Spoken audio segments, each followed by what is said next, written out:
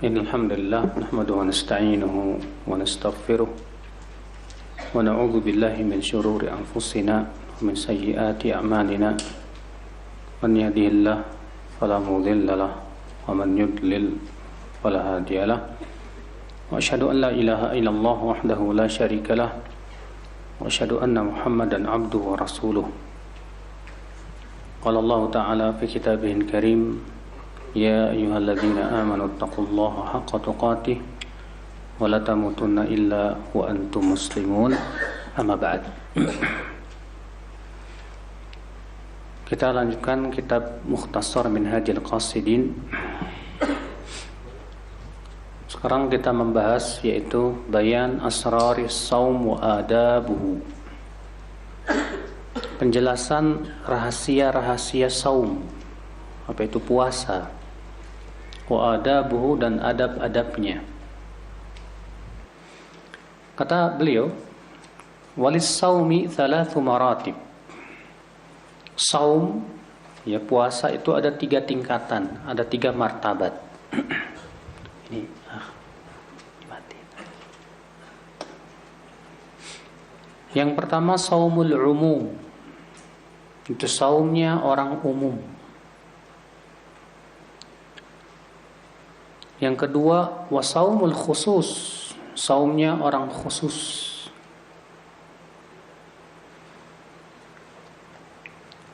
Yang ketiga wasaumu khususil khusus, saumnya khususnya khusus. Ya, yang pertama saumnya umum, yang kedua saumnya orang khusus, yang ketiga saumnya yang khusus dari khusus.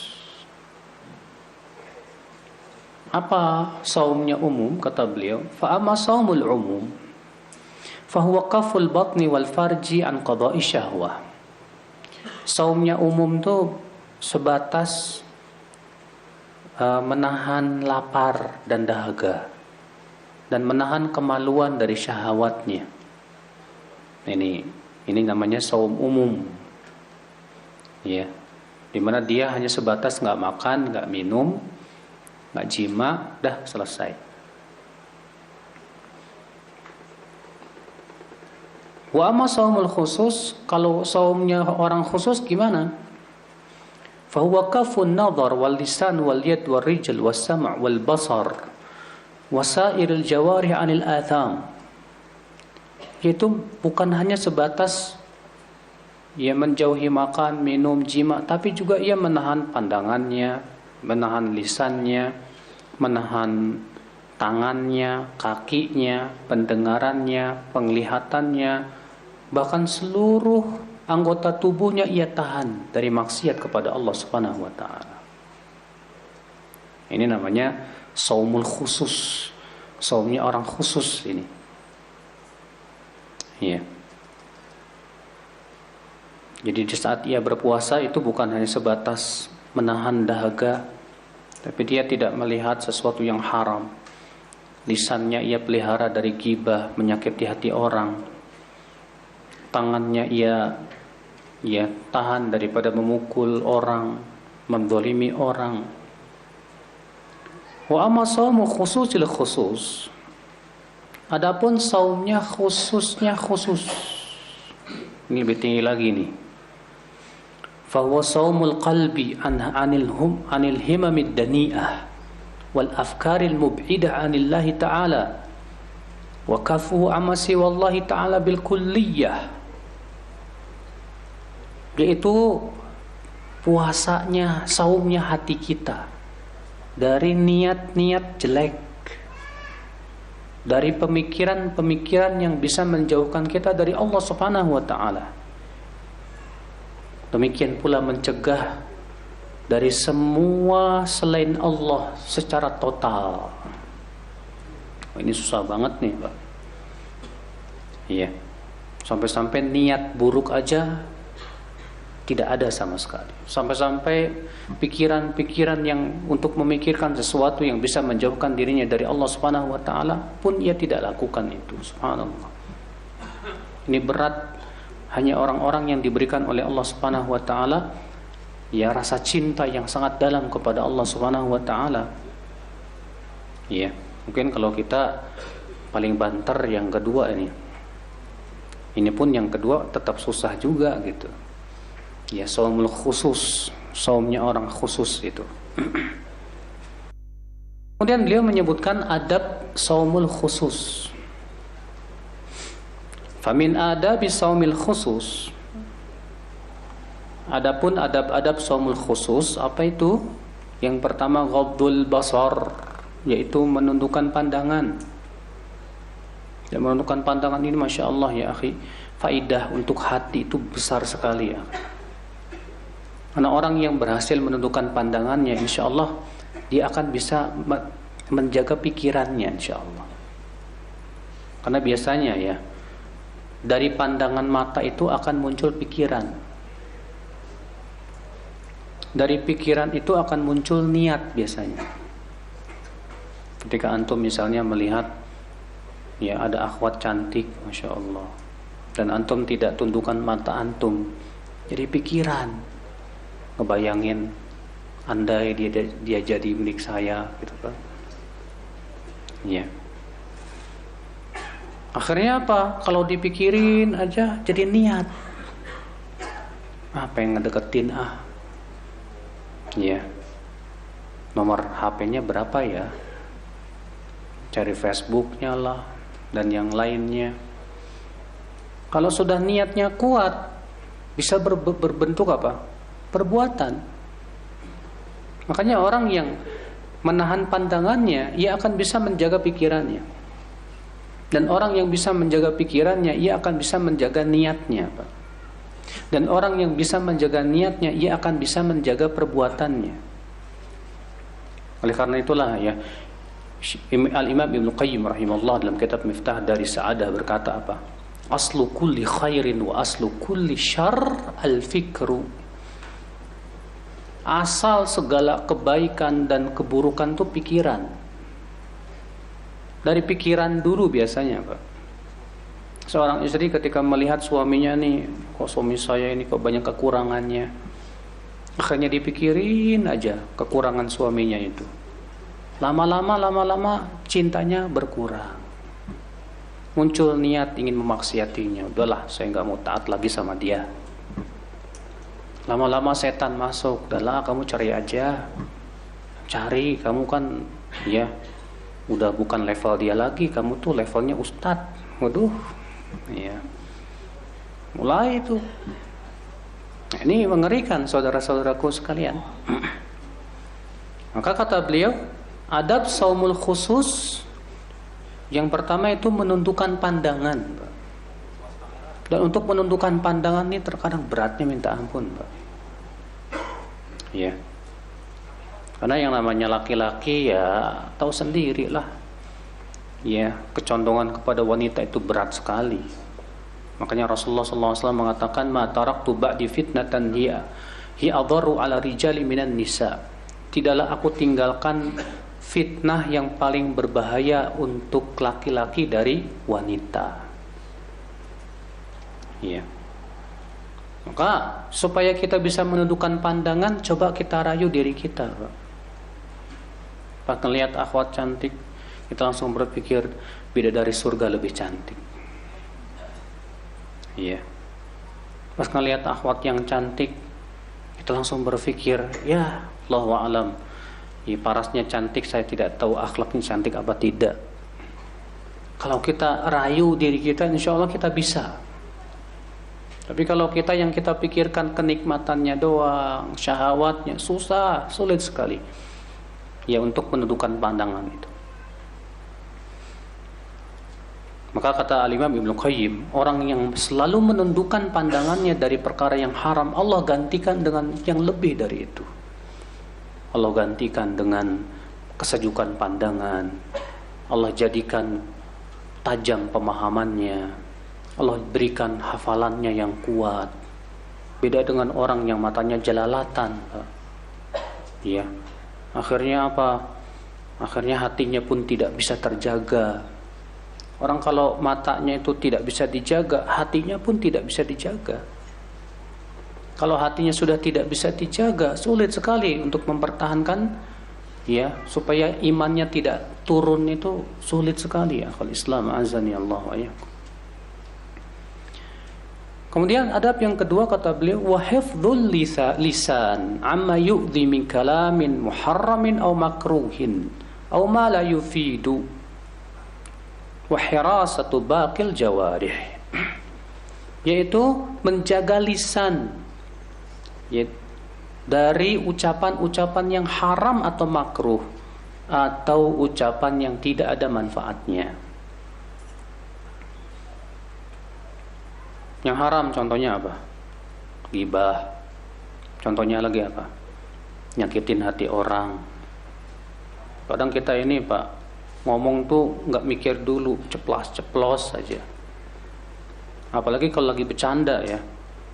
Seringkali kalau kita bercanda itu nggak memikirkan akibatnya, hanya sebatas berpikir, ini kan cuma bercanda. Kita bercanda ya bercanda, tapi akhirnya hati orang jadi sakit hati dan yang lainnya gimana? Maka dari itu ya akhi, hati-hati. Imam Syafi'i mengatakan, man arada an yatakallam, siapapun yang ingin berbicara, falyatafakkar, hendaklah ia pikirkan dulu sebelum ia berbicara. Ya. Makanya kata sebagian ulama, kalau kita berbicara hendaknya hati kita itu di belakang lisan kita. Artinya hati kita yang mengkondisikan lisan gitu. Jangan sampai lisannya itu di belakang hati kita. Ya, setelah kita ngomong baru mikir.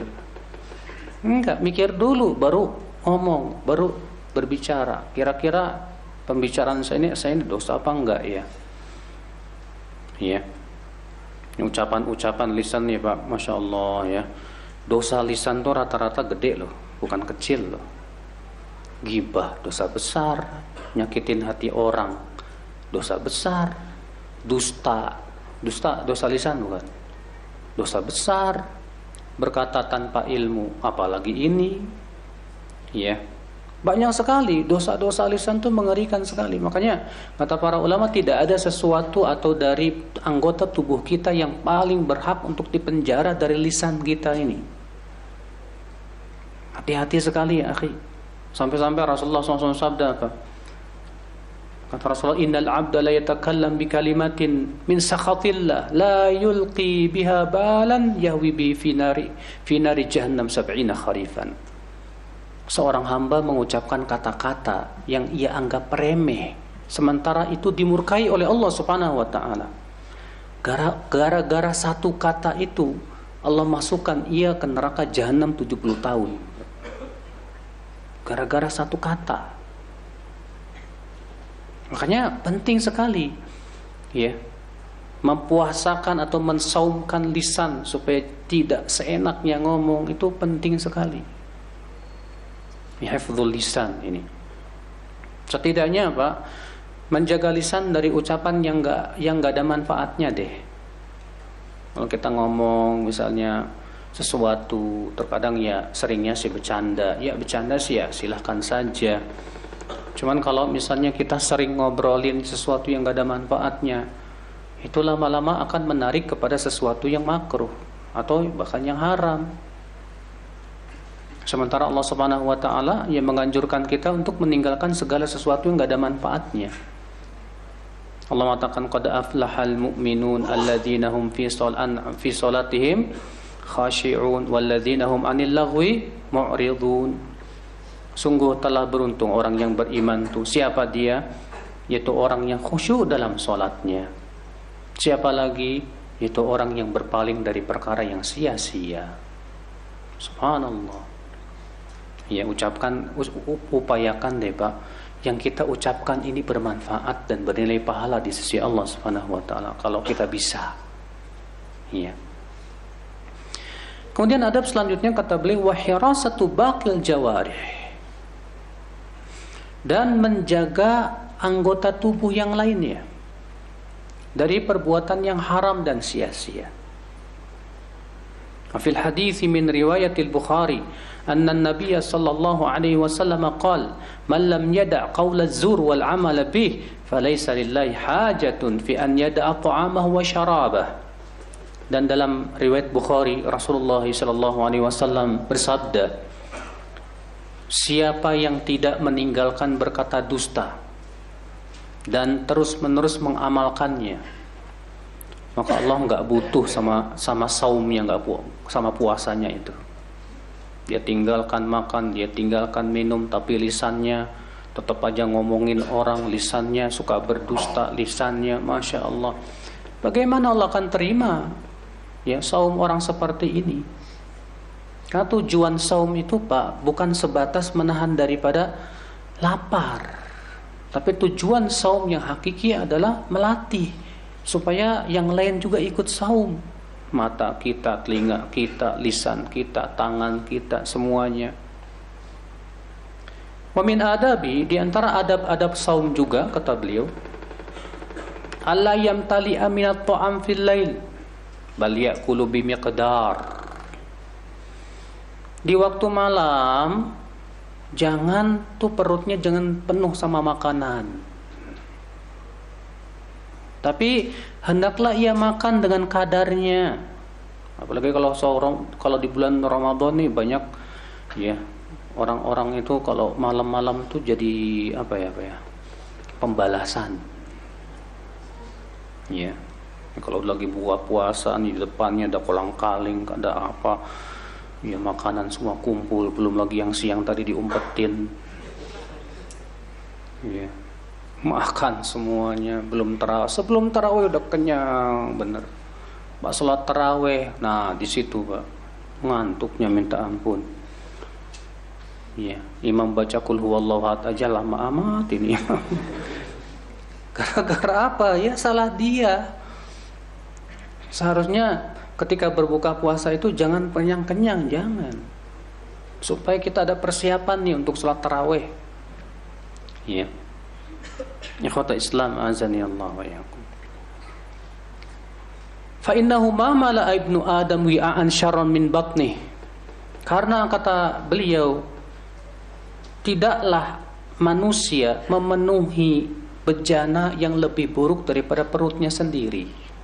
Dan hadis ini sebetulnya hadis dikeluarkan Imam Ahmad dalam musnadnya, ya, di mana Rasulullah SAW sabda, ma mala'a adamiyun wi'an syarram min batnihi bihasbi ibni Adam luqaimat yuqimna sulbah.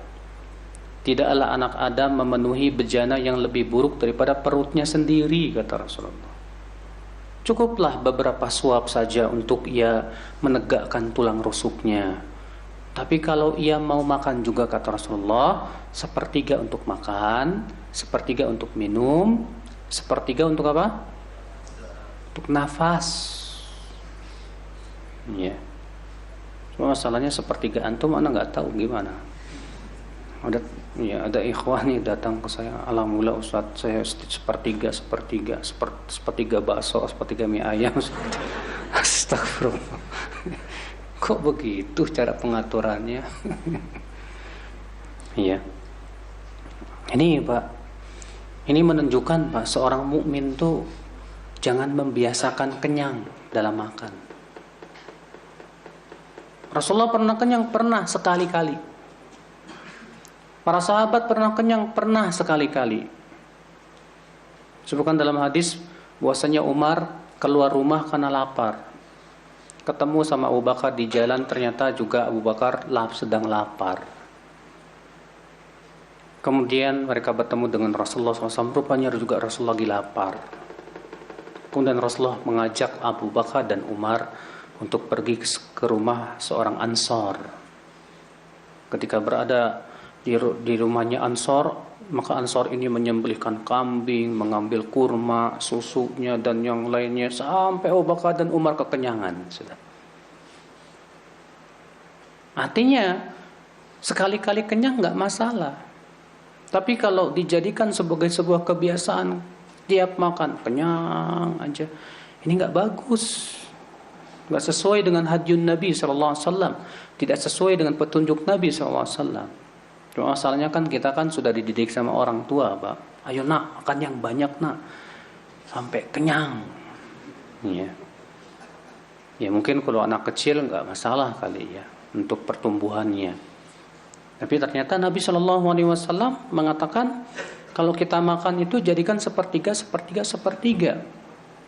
Sepertiga untuk makan, sepertiga minum, sepertiga untuk nafas. Dan ternyata subhanallah Pak, di zaman sekarang ya para ahli kesehatan meneliti bahwa ini memang cara makan yang paling sehat. Cara makan yang paling sehat sudah. Ikhwata Islam azani Allah wa iyyakum. Kata beliau, mata syabi'a awwal al-lail lam yantafi bi nafsihi fi baqihi. Wa kadzalika idza syabi'a waqta as-sahar lam yantafi bi nafsihi ila qarib min adh-dhuhr. Lianna kathrat al-aqli turithu al-kasal wal futur. Thumma yafutu al-maqsudu min as-siyam bi kathratil akal. Kata beliau, jika ia kenyang di awal malam, maka di malam itu biasanya ia sulit untuk ibadah, Pak. Demikian pula kalau ia kenyang di waktu sahur, biasanya di awal siangnya juga susah untuk ibadah. Kenapa? Kata beliau, karena banyak makan itu seringkali menimbulkan kemalasan dan futur. Memang benar sih. Orang banyak makan, Pak, biasanya cepat ngantuk. Badannya berat. Akhirnya males. Baca Quran sedikit, kerasanya banyak. Sholat, ya cuma baca sabihis, kayaknya baca amayata sa'alun. Kenapa? Karena yaitu perutnya terlalu kenyang dia. Makanya Aisyah radhiyallahu anha berkata, apa kata Aisyah? Ya ma ahdatsat hadhil ummah ba'da wafati nabiyha minasyaba. Tidaklah umat ini mengada-ngada setelah Rasulullah wafat dari kenyang terus. Fa innar rajul idza syabi'a qawiyat syahwatuhu. Sebab orang kalau sudah kenyang terus, kuat syahwatnya. Akhirnya apa coba? Lemah ibadahnya, malas-malasan dia.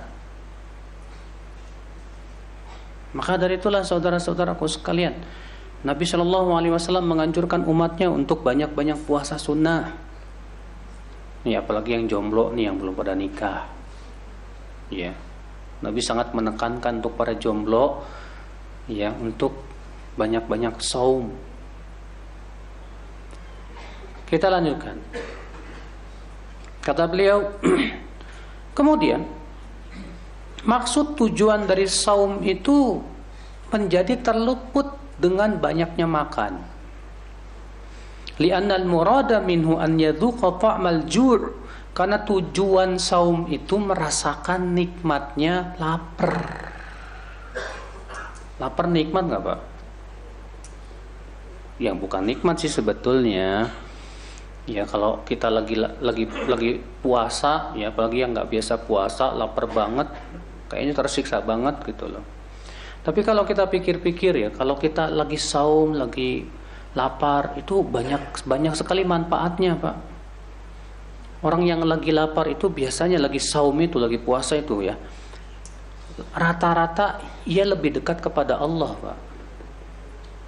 Orang yang lagi saum itu lebih jauh dari maksiat, Pak. Kenapa? Karena syahwatnya dikurangi itu.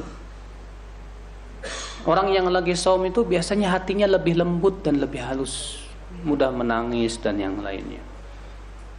Makanya kalau orang yang saum, jangan mikirin beratnya saum, jangan.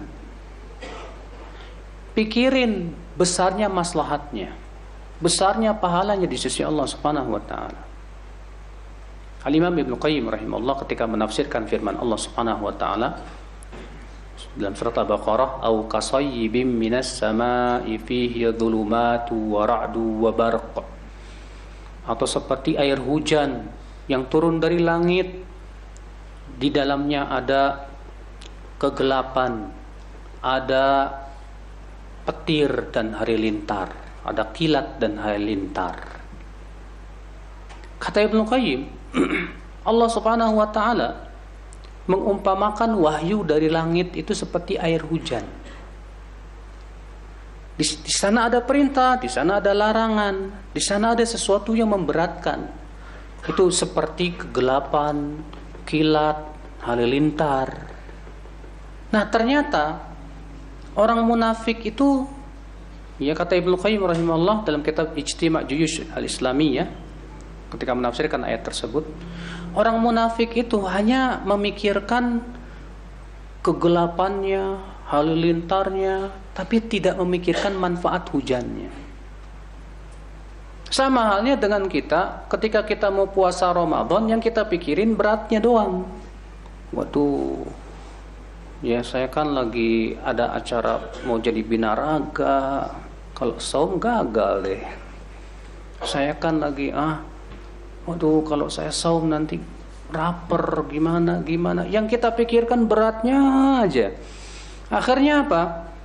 Akhirnya karena ia sudah memikirkan beratnya amal itu, mundur dari amal, Pak.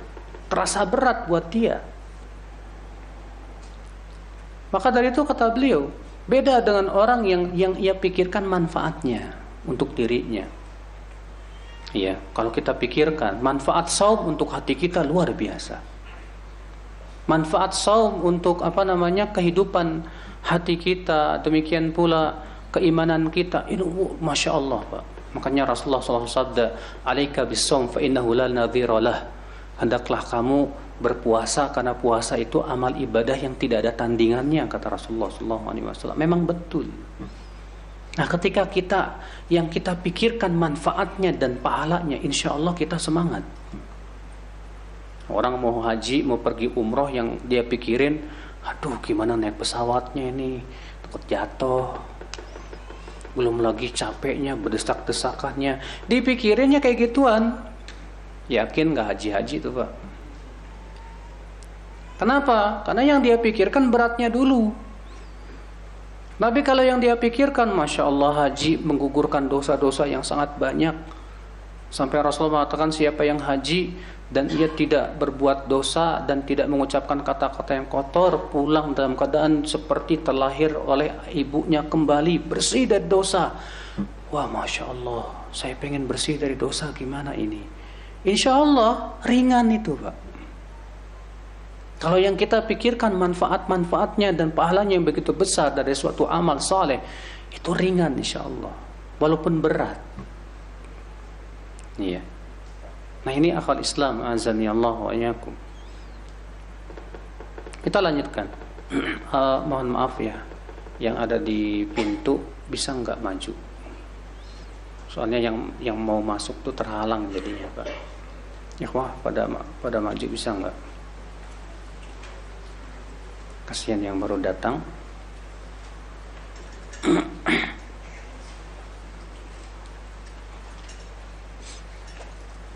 Baik, kita lanjutkan.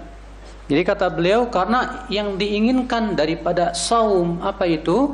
Itu merasakan ya manisnya lapar. Wa yakunu tarikan lil mushtahi, dan ia meninggalkan semua yang ia inginkan, syahwatkan. Kita ini, Pak, jangan jadi orang yang setiap kali kita bersyahwat sesuatu, kita ingin berusaha untuk meraihnya. Iya. Jadilah kita orang yang berusaha pintar untuk menahan syahwat kita. Banyak diantara misalnya ibu-ibu ya, gak betah ngelihat tas bagus dibeli aja, gak mau mikir manfaatnya nanti apa. Itu di rumah tas udah sabrek-abrek, ya, gak mikir ke depannya nanti gimana hisabnya pada hari kiamat, apa manfaatnya. Ini namanya orang seperti ini, Pak, terlalu memperturutkan syahwat dan keinginan gitu. Nggak boleh ngelihat barang bagus beli aja tanpa melihat manfaatnya buat hidup kita apa. Makanya ya Umar bin Khattab radhiyallahu mengingkari seorang sahabat yang setiap kali berkeinginan dia beli sampai Umar mengatakan, ya apakah setiap keinginan kamu harus terpenuhi? Enggak. Ya. Hakikat kita ini berpuasa, saum ini adalah menahan keinginan-keinginan kita ini, Pak. Dan memang subhanallah ya, Allah subhanahu wa ta'ala sudah mentakdirkan bahwasannya untuk mendapatkan surga itu memang harus capek di dunia. Gak bisa kita pengen surga tapi enak-enakan gitu, gak bisa. Kalau kita di dunia saja hidup pengen mendapatkan uang yang banyak, antum harus banting tulang cari duit.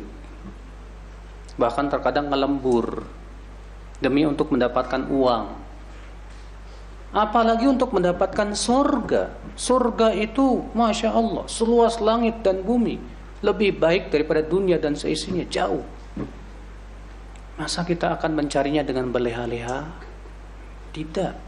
Harus sungguh-sungguh, ikhwatul Islam, azani Allah wa iyyakum. Kemudian beliau akan menyebutkan tentang saum tatawwu, yaitu saum sunnah. Fa amma saumut tatawwu, adapun saum tatawwu, saum sunnah,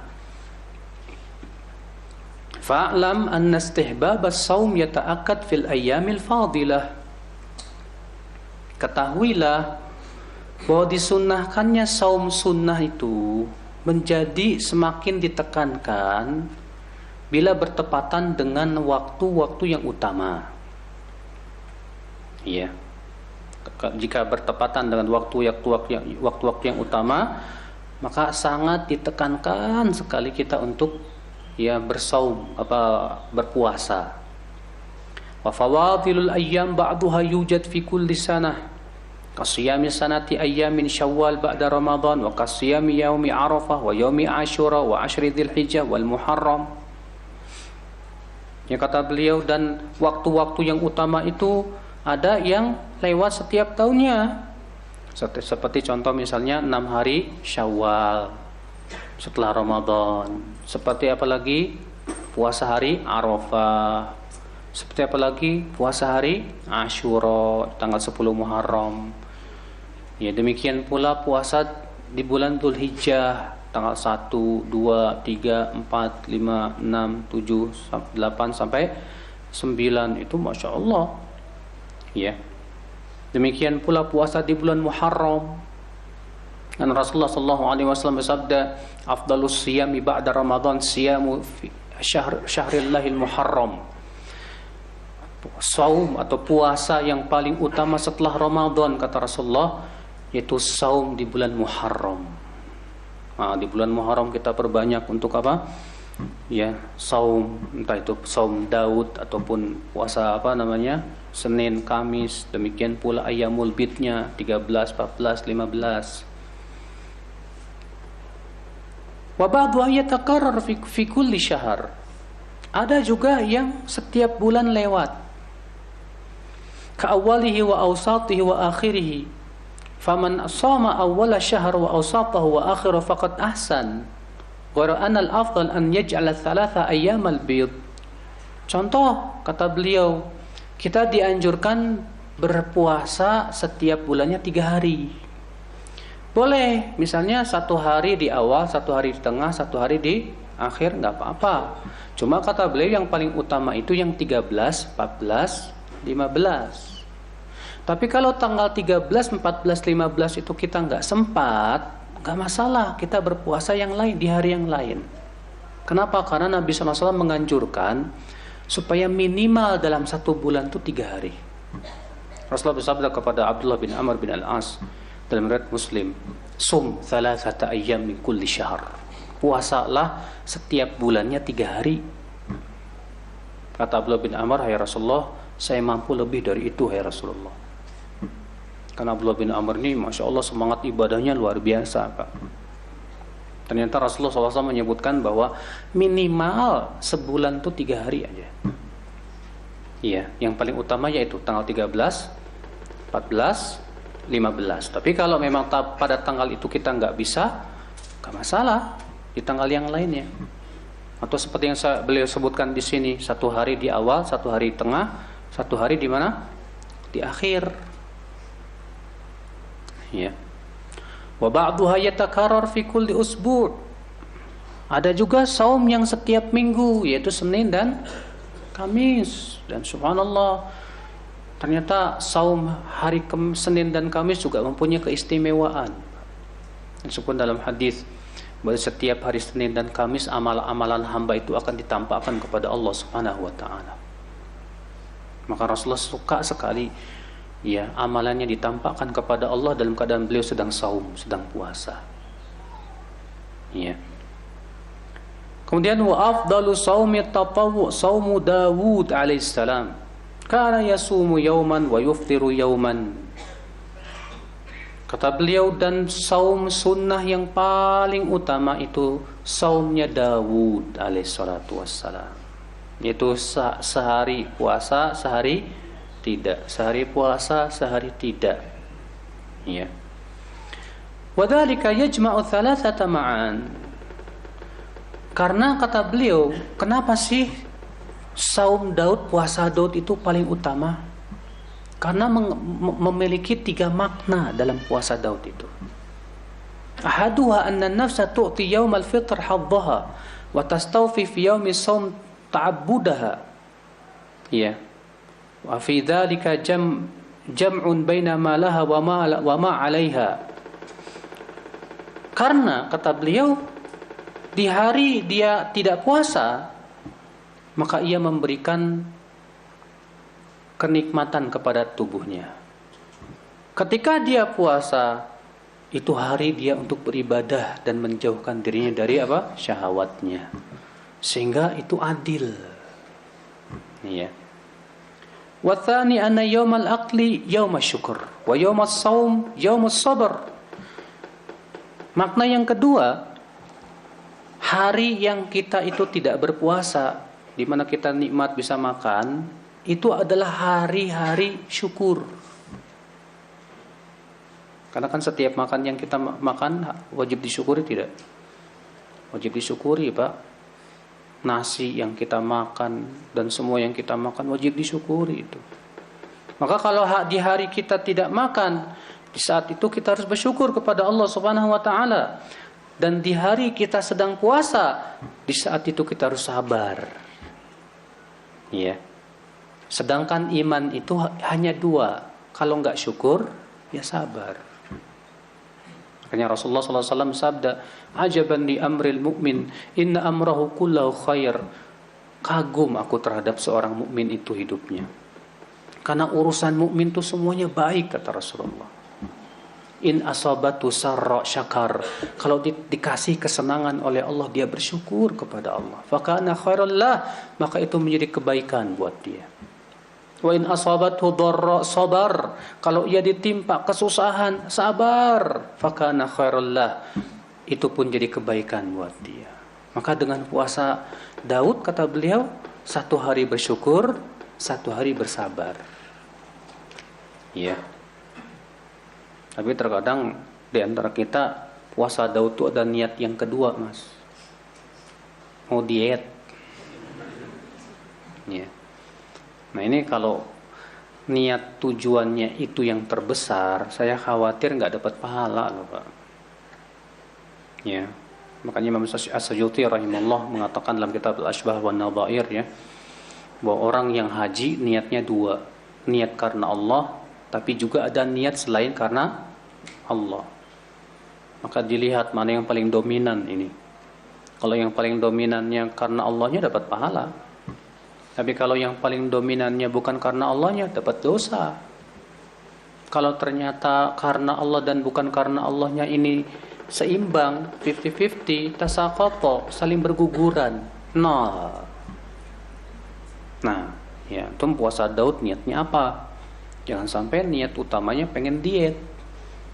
Akhirnya bukan dapat pahala di sisi Allah Subhanahu wa taala sama sekali. Iya. Wasalis, makna yang ketiga, kenapa puasa Daud itu yang paling utama? Annahu asyaqqu 'ala an-nafsi fil mujahadah. Karena itu yang paling berat, Pak, untuk jiwa kita. Lianna kullama anisat bihalatin naqalat anha. Karena setiap kali kita sudah mulai merasakan nikmat, ternyata dipindahkan kepada disuruh sabar. 1 hari makan, lagi enak makan, besok harus puasa. disuruh sabar lagi. Besoknya makan lagi enak, disuruh sabar lagi. Sehingga akhirnya apa yang terjadi? Kita jadi orang yang tidak tergantung sama kuliner. Beda kalau orang yang senangnya kuliner, Pak, mikirnya kuliner aja, itu nggak bakalan kepikiran puasa biasanya. Hari ini kuliner di mana ya? Apalagi di Bandung nih tempat kuliner, masya Allah, Pak. Ya, banyak banget. Ya, ikhwatul Islam, azan ya Allah wa iyyakum.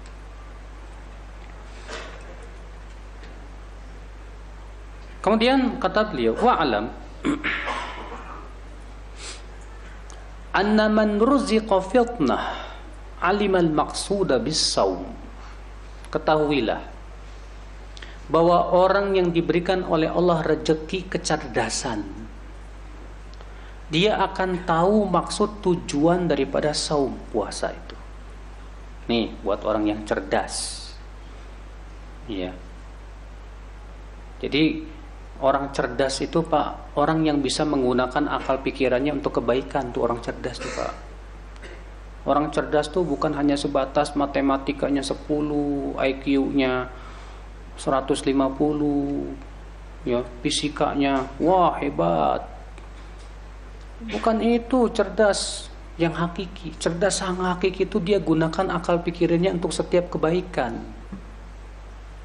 Itu baru orang cerdas. Makanya Rasulullah SAW ketika menyebutkan tentang orang yang cerdas, ya, siapa yang orang cerdas itu? Orang yang banyak ingat kematian, tahu bahwa dirinya akan meninggal dunia, akan kembali kepada Allah, tidak akan lama dia hidup di dunia. Itu orang cerdas.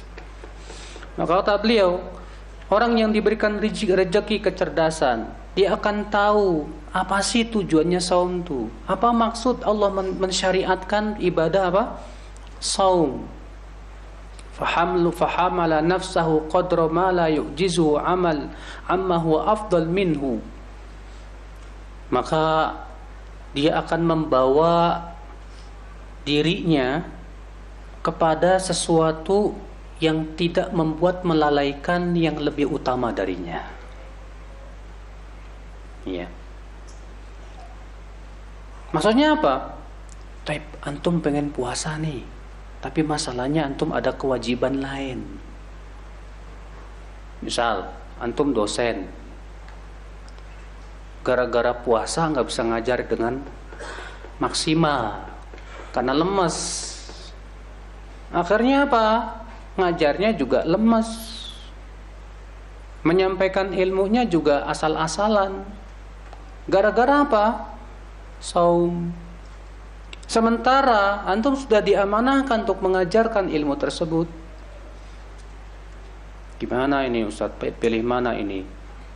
Pilih ngajar apa pilih puasa sunnah ya? Kita katakan mana yang lebih wajib? Melaksanakan amanah atau puasa sunnah? Tentu kita katakan melaksanakan amanah wajib. Gara-gara antum puasa sunnah, antum akhirnya malah lemah dari mencari nafkah yang Allah wajibkan. Sebagai seorang suami kan wajib cari apa? Nafkah. Sementara antum cari nafkahnya ternyata butuh tenaga yang kuat. Gara-gara puasa sunnah akhirnya nggak bisa cari nafkah, susah. Orang yang cerdas mikir, mana yang lebih wajib buat saya? Cari nafkah atau puasa sunnah? Kalau nggak bisa digabung dua-duanya, kalau dua-duanya bisa digabung, alhamdulillah. Tapi masalahnya terkadang tidak bisa digabung dua-duanya. Maka lihat mana yang paling wajib, ambil yang wajib. Ya, jangan demi yang mengejar yang sunnah melalaikan apa? Yang wajib. Demikian pula yang sunnah ini bertingkat-tingkat nih Pak. Saya mau tanya sama antum, mana yang lebih utama? Sholat sunnah atau puasa sunnah? Sholat sunnah yang paling utama. Walaupun sebetulnya ada pada keadaan-keadaan tertentu ya puasa sunnah lebih utama. Tapi secara mutlaknya, secara umumnya sholat sunnah lebih utama daripada apa? Puasa sunnah. Sekarang gara-gara antum puasa, sholat sunnahnya nggak pernah. Lemas Ustaz, mau sholat sunnah lemas. Jadi akhirnya saya cuma sholat wajib, yang sholat wajib itu juga sholatnya nggak bisa lama karena lemes. Gara-gara membela yang sunnah, akhirnya yang wajibnya terlalaikan, akhirnya ada amal yang lebih utama pun terlalaikan. Ya. Kata beliau, faqad kana Ibnu Mas'ud qalilas saum. Ini dia Abdullah bin Mas'ud, jarang puasa sunnah. Wa kana yaqul idza sumtu dha'aftu 'anis shalah wa ana akhtaru shalah 'ala shaum. Lalu beliau berkata, kalau aku puasa sunnah, aku lemah dari sholat, dan aku lebih memilih sholat sunnah daripada puasa. Aku lebih memilih sholat daripada puasa. Ya. Nah ini Pak, coba ya. Anda siapa? Anda seorang dosen, Anda seorang pengajar, ustadz, Anda seorang pekerja di kantor dan yang lainnya. Jangan sampai demi untuk mengejar sesuatu yang sunnah akhirnya melalaikan yang apa? Yang wajib. Tapi kalau alhamdulillah ustaz saya dengan puasa sunnah tidak mempengaruhi kerja saya dan kinerja saya, bagus, masya Allah. Berarti kamu sudah mengumpulkan dua perkara yang bagus. Tapi kan nggak semua orang sama, Pak. Iya. Nah ini ikhwatul Islam. Wa kana ba'dhum idza shama dha'afa an qira'atil Qur'an. Fa kana yukthiru fitr hatta yaqdir 'ala tilawah. Bahkan sebagian salaf terdahulu kalau ia puasa lemah dari baca Quran, sehingga akhirnya ia jarang puasa gara-gara ingin mengejar baca Al-Quran. Wa kullu insan a'lam bihalihi wa ma yuslihuhu. Dan tentunya setiap manusia lebih tahu tentang kemampuannya masing-masing. Kamu kemampuannya apa? Yang jelas Pak, memang ya, yang namanya amal soleh itu manusia tidak ada yang sama. Imam Malik rahimahullah berkata apa? Innallaha qasama al-a'mal kama yaqsimul arzaq. Allah itu membagi-bagi amal soleh itu sama dengan membagi rezeki. Ya. Amal tuh enggak sama. Ada yang satu masya Allah diberikan oleh Allah kekayaan, ternyata dibukakan buat dia pintu sedekah. Yang satu lagi diberikan kepada dia kecerdasan, ternyata dibukakan buat dia pintu ilmu dan mengajarkan ilmu. Iya, Imam Malik pernah disuratin Pak sama ahli ibadah di zamannya. Saya lupa nama ahli ibadah tersebut. Apa isi suratnya? Aku mendengar kamu ini ya terlalu sibuk dengan mengajarkan ilmu. Lebih baik kamu sibukkan dengan beramal soleh dan beribadah, kata ahli ibadah ini. Apa kata Imam Malik? Membalas suratnya. Sesungguhnya Allah membagikan amal seperti Allah memberikan membagikan rezeki. Dan saya memandang menyebarkan ilmu insya Allah tidak lebih jelek daripada amalan kamu. Dan saya merasa puas dengan pemberian Allah berupa ilmu kepada saya. Dan semoga semua kita di atas kebaikan. Masya Allah ya. Imam Malik tawadhu orangnya Pak. Ketika ditegur oleh seorang ahli ibadah supaya jangan sibuk ngajarin ilmu, tapi sibuk beramal, ibadah. Imam Malik nggak bilang, ente sombong banget sih, ibadah segitu aja udah mencak-mencak. Enggak, masya Allah. Ini ulama namanya Pak. Kata Imam Malik, ya, setiap orang itu telah dibagi-bagi amalannya. Kamu dibagi oleh Allah dengan banyaknya beramal soleh dan ibadah. Allah memberikan kepada saya beramal dengan ilmu dan menyebarkan ilmu. Dan saya ridho dengan ini dan saya berharap kita berdua di atas kebaikan. Masya Allah. Ya, kalau ulama ngomongnya enak, ya, nggak kayak kita. Wah, kita senangnya ngebully, nyakitin orang gitu kan. Ikhwata Islam, azani Allah wa iyyakum. Kemudian beliau sekarang masuk ke Kitabul Hajj. Wa asraruhu wa fadailuhu wa adabuhu wa nahwu dzalik. Kitab haji, rahasia-rahasianya, keutamaan-keutamaannya, adab-adabnya dan yang lainnya.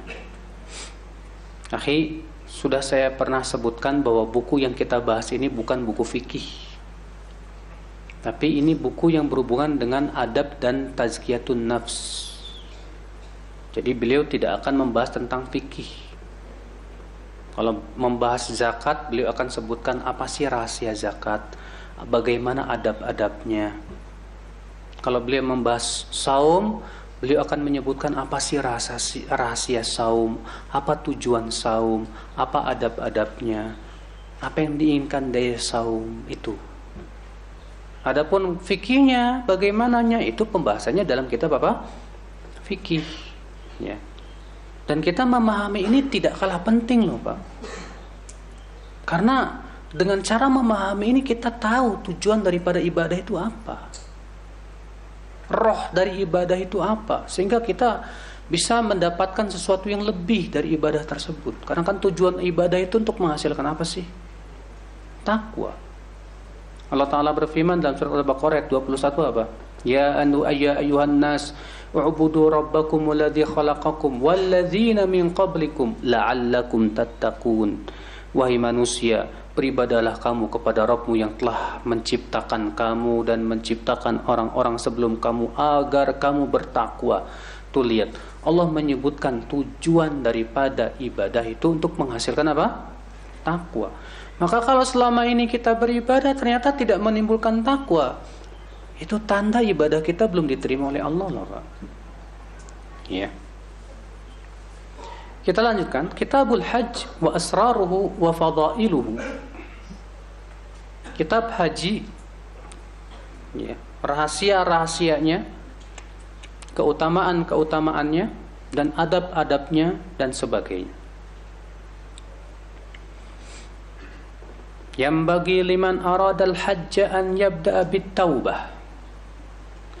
Selayaknya bagi orang yang mau pergi haji, mulai dari taubat kepada Allah. Taubat kepada Allah Subhanahu wa taala. Jangan sampai tujuan hajinya biar dapat apa? Gelar. Dipanggil Pak Haji. Iya. Mulai dari taubat dulu.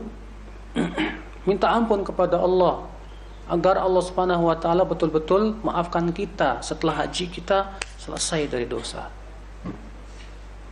Waraddul madzalim, mengembalikan kezaliman. Kalau kita pernah ngambil hak orang, kita kembalikan. Kalau kita pernah menyakiti hati orang, kita minta maaf. Iya. Jadi minta maaf itu Pak, kalau kita itu apa? Memang punya salah. Ini terkadang kita baru ketemu aja udah maaf. Maafin saya ya.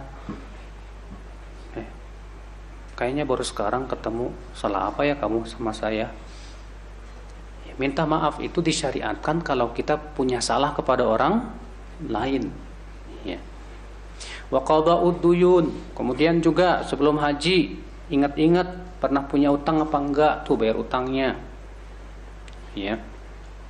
Wa idadun nafaqah likulli man talzamuhu nafaqatuhu ila waqtir ruju'. Demikian pula mempersiapkan nafkah nih buat keluarga yang akan kita tinggalkan ya sampai kita pulang. Wa yaruddu ma indahum minal wada'i, kalau ada titipan yang orang nitip ke kita, kembalikan. Nah ini yang kata beliau adab yang pertama nih bagi mereka yang mau pergi apa? Haji. Wa yastashibu minal malil halal ma yakfihi lidhahabihi wa ruju'ihi min ghairi taqtir ala wajhin yumkinuhu ma'ahu tawassu fi zat wa rifq bil fuqara. Dan sangat disukai untuk membawa harta yang halal itu yang cukup gitu loh untuk pergi dan pulang ya, bahkan kalau bisa lebih supaya kita selama haji juga bisa membantu orang susah ya. Nah ini wistashabu ma yuslihu kasiwak wal musht wal mir'ah wal mikhalah. Kalau pergi haji jangan lupa juga bawa alat-alat seperti apa? Seperti siwak ya, seperti sisir. Nih selama haji nggak pernah nyisir. Kecuali ya kalau memang botak ya nggak masalah Pak, nyisirnya susah. Demikian pula jangan lupa untuk melaksanakan sunnah bercelak kata beliau.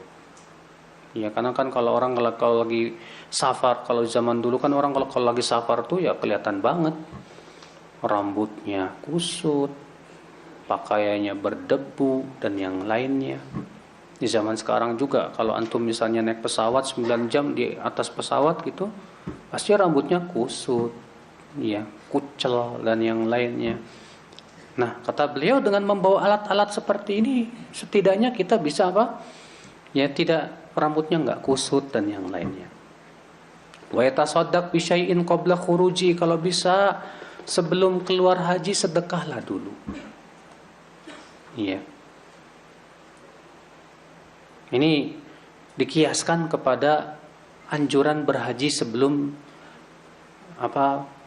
bertanya kepada Rasulullah sallallahu alaihi wasallam, disebutkan dalam surat Al-Mujadilah itu. Iya. Ikhwatal Islam azani Allah wa iyyakum. Kemudian kata beliau, wa yanbaghi an yaltamisa rafiqan salihan muhibban lil khair mu'inan alaih in nasiya dzakara wa in dzakara ana wa in dhaqa sadruhu sabbara. Yang lebih bagus lagi, kalau kamu pergi haji itu, cari teman yang soleh, yang suka kepada kebaikan, yang bisa membantu kita di atas kebaikan. Kalau kita lupa, dia ingatkan. Kalau kita ingat, dia bantu. Kalau kita lagi nggak sabaran, dia sabarkan hati kita. Masya Allah, kita butuh tuh. Makanya ibu-ibu dan bapak sekalian mau pergi haji nih, penting sekali. Coba cari travel yang Masya Allah, di sana banyak orang-orang solehnya, yang bisa kita juga bisa mengambil manfaat dari mereka, dari akhlak mereka, dari Masya Allah kesolehan mereka. Ya. Wal yu'ammir ar-rufaqa alaihim ahsanum khuluqan. Dan jangan lupa, ya kalau kita pergi haji ini beberapa orang ada amirnya. Karena Nabi sallallahu alaihi wasallam menganjurkan demikian. Kalau kita safar itu harus ada amir safar. Nah, amirnya ini kalau bisa yang paling bagus akhlaknya. Wa arfaqum bil ashab, yang paling memperhatikan teman-temannya. Dia punya rasa tanggung jawab. Ya. Ya, terkadang ya, kalau kita safar itu Pak, baru ketahuan sifat-sifat kita loh Pak. Antum kalau pengen tahu karakter diri sendiri, safar yang jauh deh. Atau antum berkemah 3 hari di suatu tempat yang sepi. Ya, biasanya akan terlihat tuh. Kalau antum lagi kemah ya, di hutan atau di mana gitu, kelihatan ada orang yang memang punya sifat membantu temannya, dia bantu temannya, ini Masya Allah kelihatan dia kepemimpinannya. Ada orangnya ngeluh aja, aduh susah, nggak ada WC, nggak ada ini, biasa enak, dikit-dikit ngeluh aja. Ada yang kerjaannya tidur aja. Kelihatan deh Pak, dengan adanya safar itu kelihatan. Memang benar banget ya. Ketika Umar bin Khattab radhiyallahu anhu, ada seorang laki-laki datang. Ya, kemudian Umar berkata, siapa yang mengenal orang ini? Lalu ada seorang laki-laki berkata, aku hai Umar. Kata Umar, kamu pernah bertetanggaan sama dia? Belum pernah. Pernah safar jauh sama dia? Belum pernah. Pernah bermuamalah sama dia? Enggak pernah juga. Kamu belum kenal dia. Artinya kalau orang sudah kenal tuh, kalau kita pernah safar sama dia nih, safar jauh, kenal kita. Ya bagaimana sifatnya, karakternya. Demikian pula kita juga kalau pengen tahu karakter diri kita, silakan pergi jauh. Safar jauh atau seperti yang saya sudah sebutkan tadi. Coba antum camping aja. Memang camping sebetulnya ada manfaatnya juga untuk mendidik karakter kita sebetulnya. Ya akan terlihat tuh karakter kita. Orang kalau lagi safar jauh capek. Dengan adanya capek kelihatan, ada yang walaupun capek enjoy aja dia sih. Senyum aja, Masya Allah. Ada yang kelihatan cemberut aja, kenapa? Capek. Iya. Ada yang temperamenan. Iya. Beda kalau memang dia lagi enjoy ya, lagi nggak capek gitu kan. Tapi kelihatan. Nah, dari situ kita tahu karakter kita apa. Iya. Ikhwata Islam azan ya Allah. Wa yanbaghi lil musafir tathibul kalam. Dan orang yang musafir itu, yang sedang safar bepergian jauh, hendaknya memperbagus ucapan. Ucapannya itu yang bagus gitu. Wa it'amut ta'am, memberi makan. Wa idharu mahasinil akhlaq, dan memperlihatkan akhlak yang baik. Ya. Fa inna safar yukhriju khafayal batin. Karena kata beliau, bepergian safar itu bisa memperlihatkan sifat-sifat yang tersembunyi ya. Kalau zaman sekarang sih terkadang Pak, ya karena enak ya nggak kelihatan juga terkadang sih. Kalau zaman dulu kan Masya Allah, yang namanya safar, naik onta berhari-hari melewati padang pasir dan yang lainnya, susahnya minta ampun. Zaman sekarang cuma naik pesawat 1 jam sampai, nah, kelihatan. Iya. Ikhwata Islam azani Allah wa iyyakum. Wa man kana fi safar alladhi huwa madhinnatu dhajar ya hasanal khuluq kana fil hadar ahsan khuluqan. Kalau ada orang dalam safar dalam keadaan capek apapun juga kelihatan akhlaknya tetap bagus. Biasanya dia kalau di rumahnya lebih bagus lagi Pak akhlaknya Pak. Betul. Ya, karena kalau tinggal di rumah nggak kelihatan bagaimana aslinya. Waqad qila idza athna ala rajul mu'amiluhu fil hadar wa rafaqa'uhu fis safar fala tashukku fi salahihi. Ada yang berkata begini, kalau seorang laki-laki dipuji oleh yang pertama ya bawahan-bawahannya yang kerja sama dia. Yang kedua dipuji oleh teman-temannya ketika safar. Maka kamu jangan meragukan lagi akan kesolehan orang ini. Biasanya kan kalau antum jadi bos, seenaknya enggak? Kelihatan juga tuh. Ya, kalau jadi bos terkadang sentimennya kelihatan dan yang lainnya sama bawahan, karena merasa antum, saya kan bos, dia bawahan. Tapi ternyata bawahan-bawahan antum muji antum semua, Masya Allah. Atasan kita ini luar biasa. Iya, makanya antum kalau jadi atasan tuh jangan sombong, Mbak.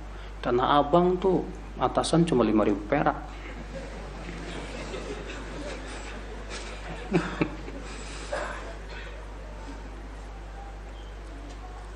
Wa yanbaghi lahu an yuwaddi' rufaqa'ahu wa ikhwanahu al-muqimin. Jangan lupa kalau pergi haji atau umroh, ya, dia hubungi teman-temannya. Jangan tahu-tahu pergi aja. Ya pas udah sampai umroh baru ngomong, ani lagi umroh. Jangan gitu, kata beliau. Wa yaltamisu ad'iyatahum, untuk mencari doa mereka. Barangkali doa mereka mustajab. Wa yaj'al khurujahu ya bukrata yaumil khamis, usahakan kalau pergi safar itu di hari Kamis pagi. Wal yasil fi manzilihi raq'at wal yusalli fi manzilihi raq'atain qabla al-khuruj minhu, sebelum keluar rumah usahakan salat 2 rakaat dulu. Karena disebutkan dalam hadis Nabi sallallahu alaihi wasallam bahwa Rasulullah bersabda apa? 2 rakaat sebelum keluar rumah yang tamna'ani, mencegah dari apa? Ya su'ul makhraj, buruknya keluar. Dan 2 rakaat ketika masuk ke rumah mencegah dari buruknya tempat masuk. Jadi ada hadis dari Tirmidzi dan dihasankan oleh Syekh Albani rahimahullah juga, ya bahwa kalau kita masuk ke rumah bagus salat 2 rakaat. Kita mau keluar rumah bagusnya salat 2 rakaat. Ya. Tapi itu bukan amalan yang Nabi SAW amalkan secara apa? Rutin ya, sekali-kali aja. ويستعمل الأدعية والأذكار المأثورة عند خروجه من منزله وفي ركوبه ونزوله. Dan jangan lupa membaca doa-doa dan zikir saat ia keluar rumah, saat ia naik kendaraan, ketika ia singgah di sebuah desa atau kampung orang. Itu penting ya, akhi. Ya, keluar rumah kita ucapkan apa? Bismillah tawakkaltu 'ala Allah la haula wala quwata illa billah. Ketika naik kendaraan kita baca apa? Subhanalladzi sakhkhara lana hadza. Disebutkan dalam hadis itu Nabi sallallahu alaihi wasallam yang ketika hendak naik membaca bismillah, kemudian ketika telah duduk beliau mengucapkan apa? Alhamdulillah. Subhanalladzi sakhkhara lana hadza wa ma kunna lahu muqrinin wa inna ila rabbina lamunqalibun. Alhamdulillah, alhamdulillah, alhamdulillah. Allahu akbar, Allahu akbar, Allahu akbar. Subhanaka rabbi dhalamtu nafsi faghfirli fa innahu la yaghfiru dzunuba illa ant. Iya, jalan deh. Jangan lupa baca doa safar. Allahumma inni as'aluka fi safarina hadza albirra wat taqwa wa minal amal ma tarda. Allahumma hawin alaina safarana hadza wa tuwi anna bu'dah. Allahumma anta sahibu fis safar wal khalifatu fil ahl. Allahumma inni a'udzu bika min wa'tha'is safar wa ka'abatil manzar wa su'il munqalabi fil mali wal ahl. Itu doa tuh bagus banget loh, Pak. Iya, kalau kita baca itu supaya dihindarkan daripada keburukan-keburukan di saat kita apa? Safar. Ya, ketika kita melewati jalan naik, kita ucapkan apa? Allahu akbar. Ketika turun, kita ucapkan apa? Subhanallah. Ya, kita banyak berzikir. Ya, terkadang banyak di antara kita pas naik pesawat itu, Pak, sibuk sama nonton film. Iya, baru duduk pesawat, di depan udah ada layar. Nyariin, tuk tuk tuk tuk, film apa nih? Film Hong Kong. Iya, selama safar nggak zikir, cuma nonton film. Zikirnya pas ada turbulen. Astagfirullahaladzim, Allahu akbar, subhanallah. Kalau tenang lagi, nonton lagi. Iya. Ini kan nggak bagus banget ya akal Islam, azani Allah wa iyyakum. Yang lebih bagus di saat kita sedang safar, baik pakai mobil, baik pesawat, banyakin apa? Zikir. Nabi SAW saat safar itu di perjalanan beliau memperbanyak zikir dan sholat. Ya, antum di pesawat baca Quran, sholat, sunnah di atas pesawat itu sesuai dengan sabda Nabi, perbuatan Nabi Sallallahu Alaihi Wasallam. Ya, nah ini memang di zaman sekarang ini lebih banyak melalaikannya. Padahal ya di saat safar itu waktu yang sangat utama untuk berdoa kepada Allah Subhanahu wa taala. Karena doa musafir itu mustajab. Makanya jangan lupa di saat safar kita banyak doa. Ya, selama antum di perjalanan itu. Ya, apalagi di pesawat. Ya, kalau di pesawat biasanya sih banyak orang zikir, Pak. Ya, apalagi banyak turbulen begitu ya. Ikhwata Islam azani Allah wa iyyakum.